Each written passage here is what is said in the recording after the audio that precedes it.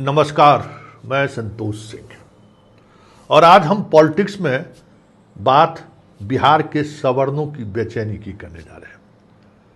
वो सवर्ण जो लालू यादव से आहत होकर 20 वर्षों तक नीतीश का दास बना रहा। कई फैसले नीतीश कुमार ने सवर्णों के खिलाफ लिया, फिर भी सवर्ण चुप्पी साधे रहा।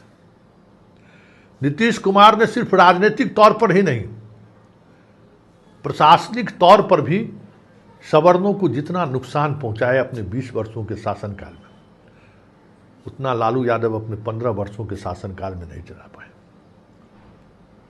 कभी नहीं कर पाए। लेकिन सम्राट चौधरी के मुख्यमंत्री बनते ही एक अलग तरीके की बेचैनी सवर्णों में देखने को मिल रहा है। और छोटी सी भी घटना घटी नहीं कि वो एकदम से सरकार और सत्ता और सम्राट चौधरी को चुनौती देने लगते हैं। हालांकि भरत तिवारी के मामले में ब्राह्मणों ने अपनी ताकत दिखाई है, लेकिन भूमियार कुछ ज़्यादा ही बेचैन है।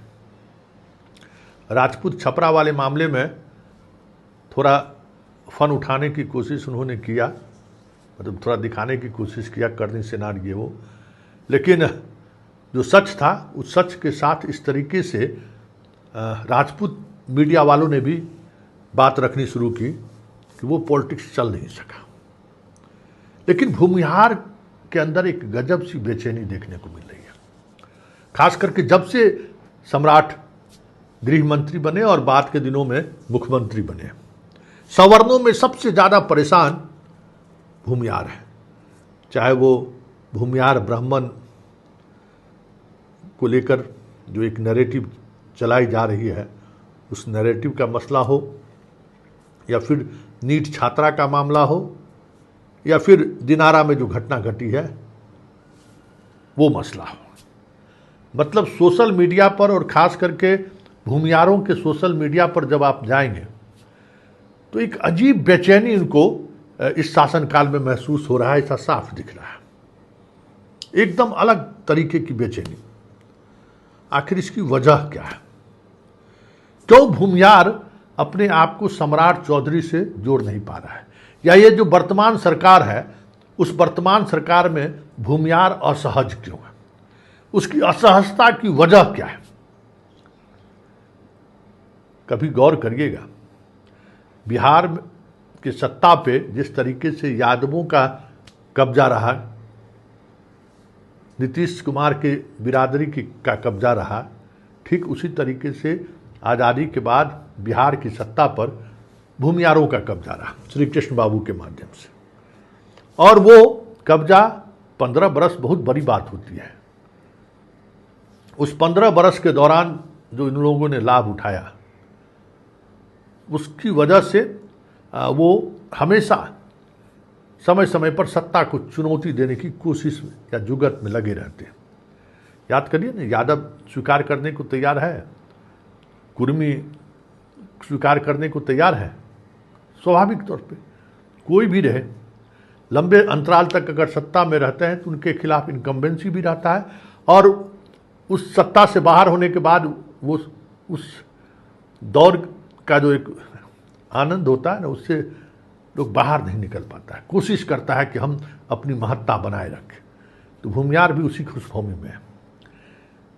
नीतीश कुमार के लालू के शासनकाल में लड़ाई लड़े वो, रणबीर सेना हो या फिर सूरजभान हो, अनंत सिंह हो, बहुत सारे लोग ऐसे हुए जो कास्ट के आधार पर गोलबंद हुए, लड़े भी, कोई अलग अलग फील्ड में लड़े।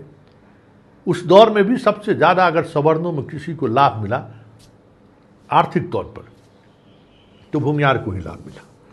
बहुत ज़्यादा नुकसान नहीं, ब्रह्मेश्वर मुखिया रणबीर सेना की वजह से जो नुकसान उनको उठाना पड़ा, लड़ने की वजह से सैकड़ों लोगों की जान गई, लेकिन आर्थिक तौर पर उस दौर में भूमियार मजबूत हुआ। बाद के दिनों में शैक्षणिक तौर पर भी भूमियार मजबूत हुआ, गांव छोड़कर शहर की तरफ वो बाहर आए और शहर आने के बाद अपने बच्चों को पढ़ाने लिखाने में वो लग गए।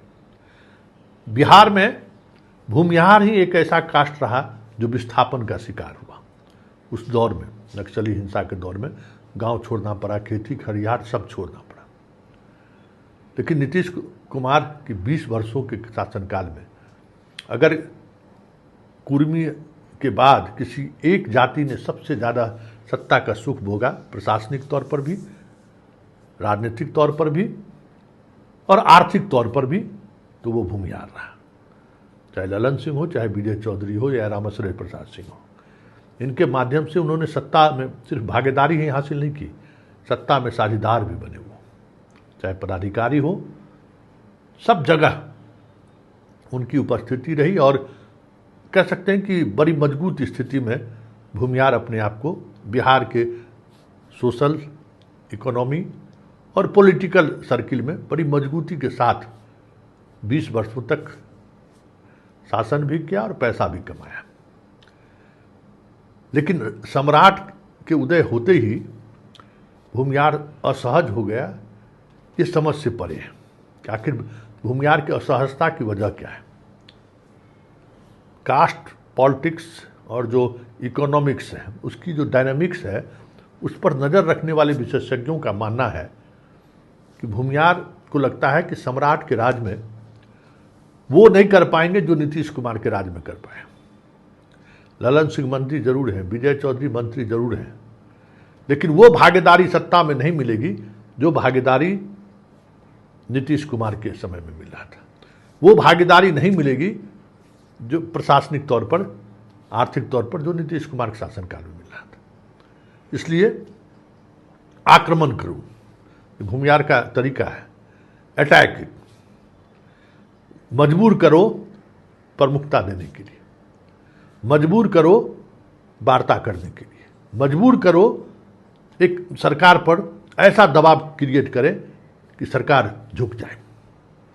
तो ये सारी चीज़ें जो देखने को मिल रहा है, चाहे वो नीट का मामला हो, नीट का मामला भी एक प्रेशर बनाने की, सरकार पर कैसे प्रेशर बने, निशांत को कैसे हम घेराबंदी करें, बस वही था।